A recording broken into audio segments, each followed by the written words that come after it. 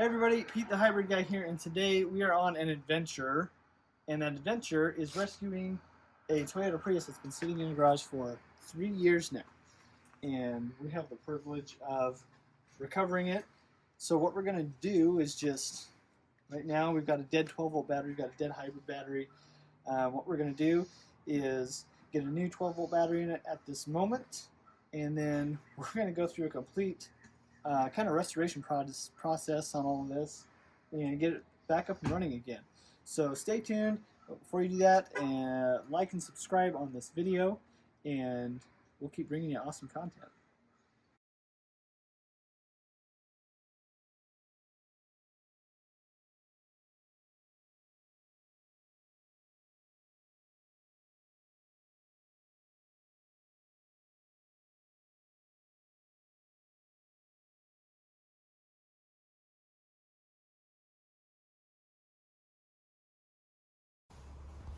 Alright, so we've got a good 12-volt battery in here now, so we've got power to the car that's going to allow us to get it into neutral. Now the high voltage battery is dead, it's not working, which is one of the reasons we're picking it up today. So I'm going to leave kind of everything in here just kind of a mess for now, because we're going to be pulling that hybrid battery out a little bit later on. So now what we're going to do is get this car into neutral, get it onto our trailer, and get the heck out of here.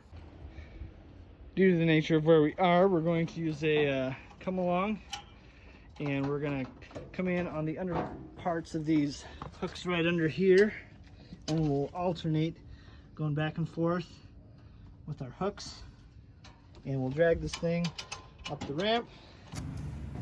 We got the Prius on here now after a little bit of effort.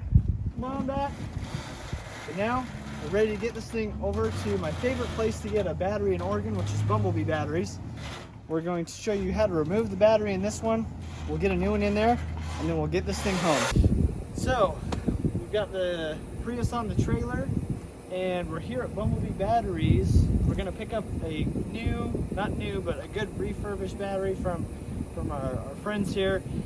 We're going to get it set in the Prius, get things hooked up, and we're going to get back on the road and get home so we can get this off the trailer and look everything over so we can get it started up. So let's jam over there, we'll get the battery out and get the new one set in.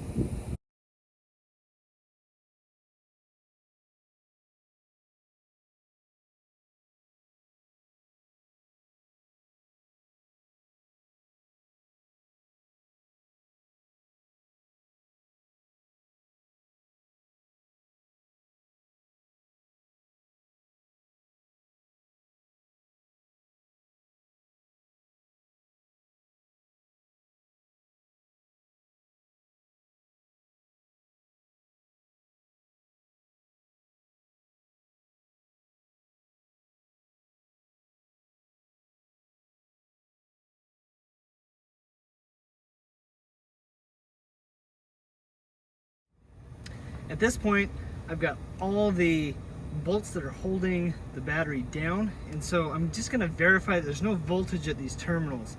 Even though my service plug is out and I know that it's safe, I'm going to verify that it's safe, because the last thing that anybody needs is to get shocked.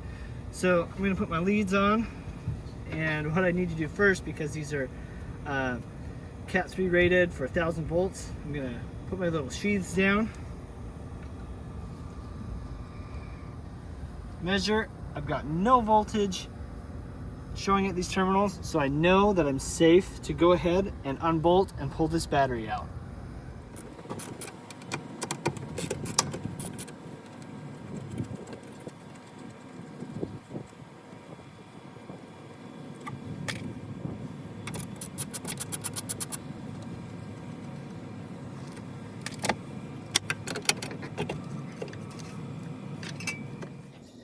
So I've got everything disconnected from the battery, no more wires, no more bolts, no more air ducting, everything is away from the battery. At this point, and I always recommend this, I've got me and a buddy here, we're going to use the partner system to lift this battery pack out. I know that some of you strong guys can probably do it on your own, and I could if I needed to, but I'm getting older and I don't want to throw my back out. So I'm going to scoot this battery back, and me and Tom are going to lift it out.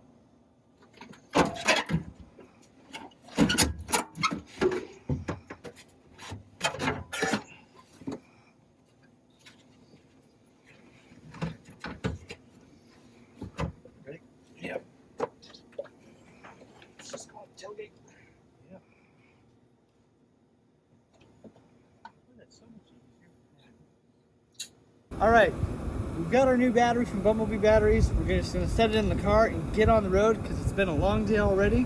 But we'll see you back at the branch and we'll get this car up and going before you know it.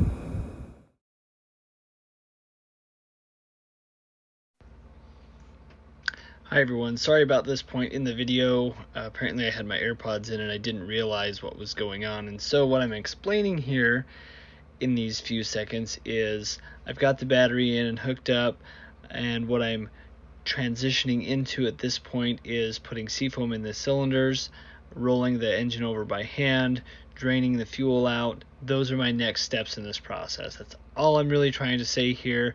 I know it looks like I'm doing something super spectacular, but I'm just moving forward in the process, and that's what I want you to know. So before I get everything put back together, I'm checking out my fan. It's got a fair amount of buildup on it. So I'm gonna clean all this out. Just gonna blow it out with my blower, then reinstall the fan so I know that I've got a good clean air source for the newer hybrid battery. Make sure you're always doing stuff like this whenever you can. Pet hair, this lady had a cat. I don't see a lot of pet dander in there, but I do see quite a bit of dirt buildup on those fins, which is going to mean reduced airflow. This will help prolong the life of the battery itself, keeping it nice and cool, especially with nickel metal hydride, and it'll also give us peace of mind that we're going to be okay to start this thing up. So what I'm going to do next is I'm going to go in and I'm going to get all my spark plugs out of the way, and I'm going to put some Seafoam in each one of these cylinders. I haven't turned this car on other than to get it into neutral or anything like that, but I want to prepare each cylinder to make sure that there's no sticking rings or anything like that. And so Seafoam is going to get in there, work around the rings, and hopefully free them up. So as I turn it over by hand from the crank later on, I should get a good spinning, freewheeling engine, hopefully, right, as long as everything is good. And then while that Seafoam is soaking in there, then I'm going to go back to the fuel pump in the back, and I'm going to get out all the old fuel. The other thing I'm going to do while I'm up here is find the fuel rail, which is right down here. I'm going to disconnect it so I can pump all the old fuel out while the cylinders are soaking. So I've got all the spark plugs out. What I did is I got myself a long funnel that can go down into the tube. I've got a little strainer. I've got the Seafoam, and then I poured about 4 ounces. 4 ounces for each one of the cylinders. I've got that in there. I'm gonna set the spark plugs back in just a moment, but that's where I'm at so far. The spark plugs that I pulled out all need to be replaced. They're all leaking right around where they can join here with the ceramic and the metal housing. They're all leaking. I'm going to replace them. I'm not a particular fan of Bosch. I'm going to get some nice NGKs in there that came, or some Densos, excuse me, Denso SK, I can't remember the part number. Anyway, I'm going to get Densos back in there, and that way when we're ready to fire this up, we've got good fresh spark plugs and we've got cylinders that are ready to go. Now I'm going to disconnect my fuel line over here, and then I'm going to start pumping that old fuel out. So I've got the connector back here on our fuel pump. This white and black one right here is our ground according to the wiring schematics, and that one goes here, and then our power is right there. So we're going to go ahead and apply power to this and start draining the tank. Okay, I've got my handy dandy power probe hooked up to a good 12-volt source. I've got my ground on there, and we're going to activate this pump.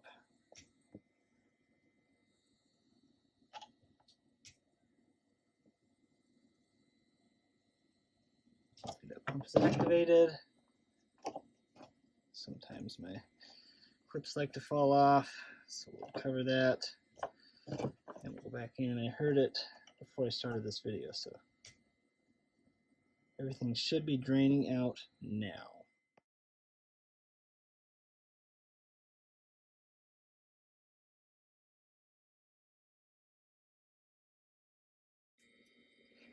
All right, everybody, moment of truth here.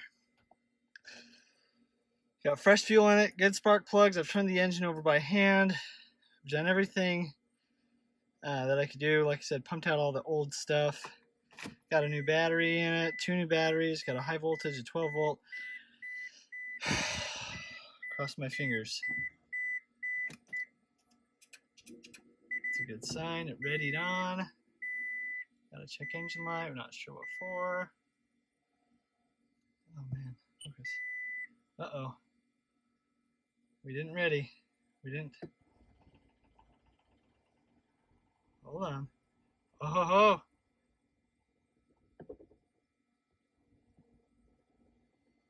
It did start. It is running terribly.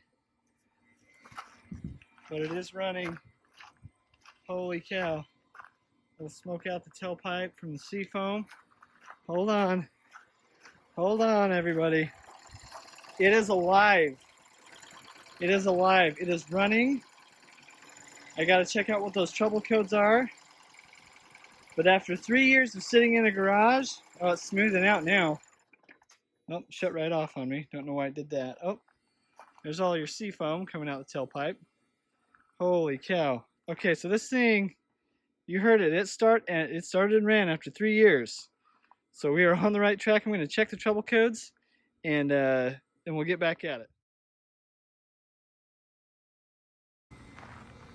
So we are getting that Seafoam cleared right out of here. Holy cow, it is making a huge, huge cloud of smoke. Seafoam, decarbs, stuff. So I'm going to close the hood on this. I know it's going to start for me when I put the hammer down. Oh man. We're going to drive it around a little bit, see if we can get that Seafoam to clear out.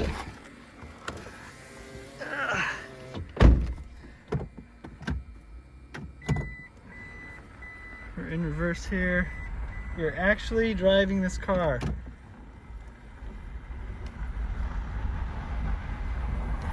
Check it out, everybody. Oh man, we are going 6 miles an hour, but we are doing it. That's cool. Get a hold of, we got Seafoam like crazy up in here. But we are driving this car. So I want to show you the cloud of smoke.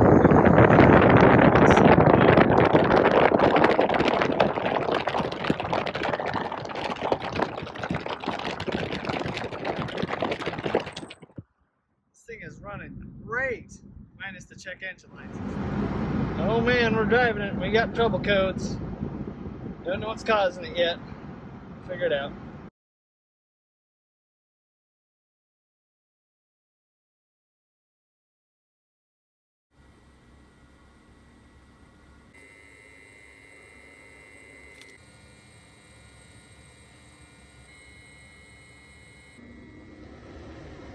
Take a little shot here.